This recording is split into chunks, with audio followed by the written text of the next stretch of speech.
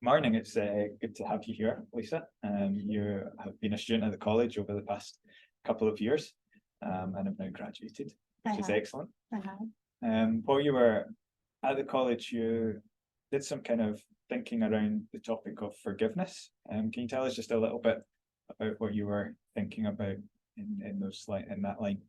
Yeah, of course. So it was during the reconciliation module, and we were reading Miroslav Volf's book, Exclusion and Embrace, and the topic of forgiveness came up. And we all have someone in life or something in life that we have to forgive. And so I really wanted to explore it, and I wanted it to be practical, not just a theory where you get told you have to forgive, but something where you can see how forgiveness is lived out.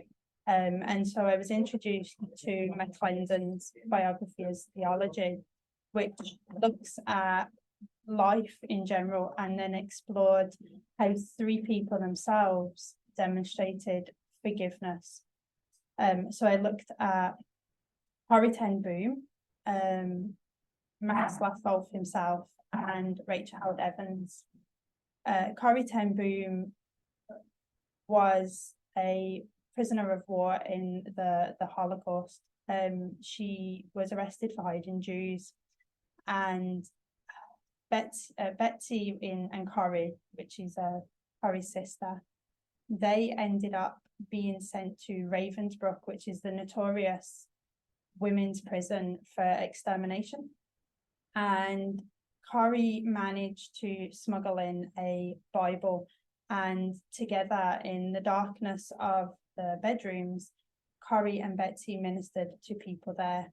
But it was their desire that when they left Ravensbrück, if they ever got released, that they would be able to help those who had experienced the same as them. And whilst Corrie wanted to help the prisoners, she soon came to realize that Betsy wanted to help those people who had imprisoned them.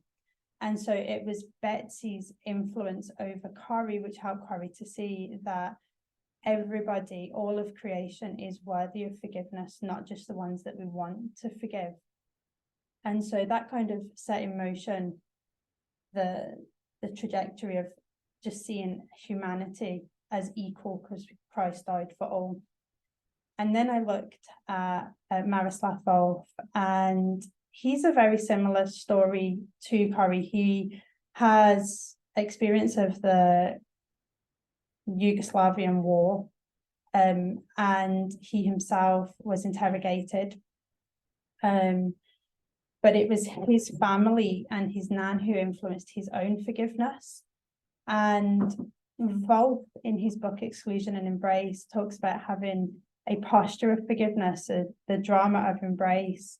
And although Volf tries to figure out how to forgive, in the book he never really comes up with the concrete evidence, but he says that having a posture of forgiveness and being able to forgive when the person isn't in front of you is also very important.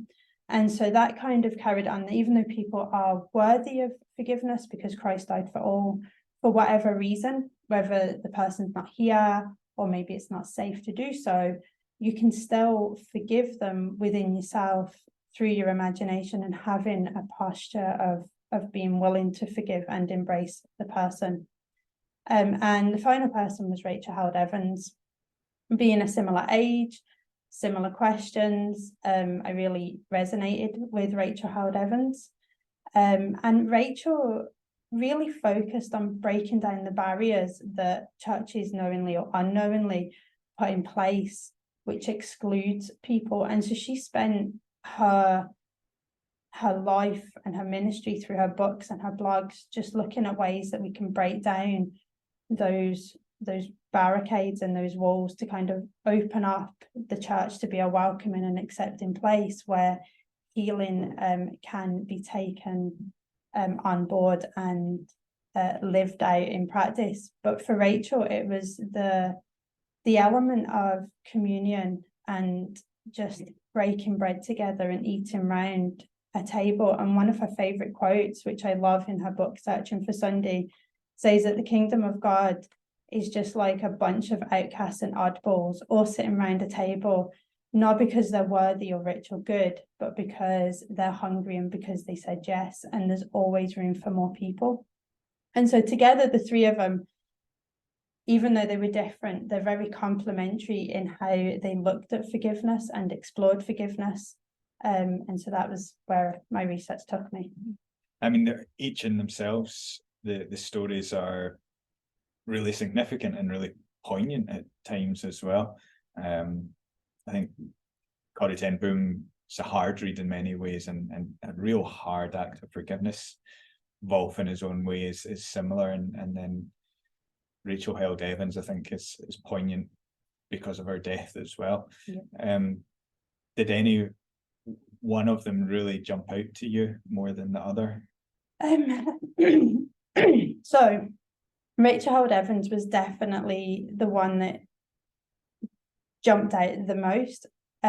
Corrie was the one that really struck me. She was confronted with a God that had he had terrorized the female prisoners, and although he was ready to ask for forgiveness, Corrie really struggled to forgive the man. And she says in her books that it was really hard. He kind of thrust out his hand for an apology, and she really struggled and had to ask God for that.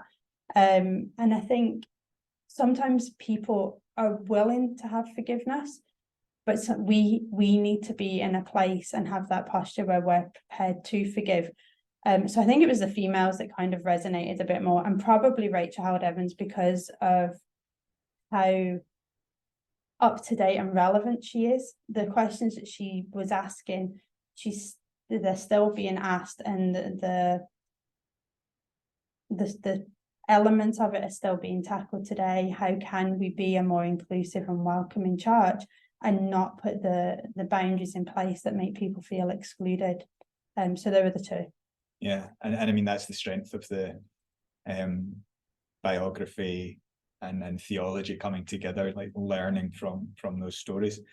So having read the stories, having thought about and reflected on them, what are some of the practical steps or practical learning that has come for you out of these on the back of your dissertation? I definitely think I am more aware now of how I am approaching things and thinking about things and feeling about things. Communion and the Lord's table is very prominent now in my theology. I am aware of if we are putting in boundaries and what's said within those boundaries. Often people think that they can't take communion if they've got like unforgiveness sitting there, but actually it's a place where we can go to the outstretched arms of Christ and we receive that forgiveness. And through receiving that forgiveness, we then become imitators, and we can do our best to then try and forgive others. But it's also a place where we can admit where we're not quite there and quite ready, and we can admit our shortcomings. And so for me, I think communion now is just this big thing that should be central to the church as a place of healing and reconciliation, and just being aware and saying to people it's okay to approach the table. You don't have to be in a good place. You can just come as you are to the outstretched arms and receive that forgiveness and that help. So I think it's just helped me to think more where I am and what I'm doing and what I'm saying to people. Yeah. And I think that's really important, is that when you're thinking and reflection helps inform our church practices as well. I mean, it's such an important element of what we do week by week. That's really good to hear. I appreciate you sharing with us and sharing some of your thinking and reflecting. No problem. You're welcome.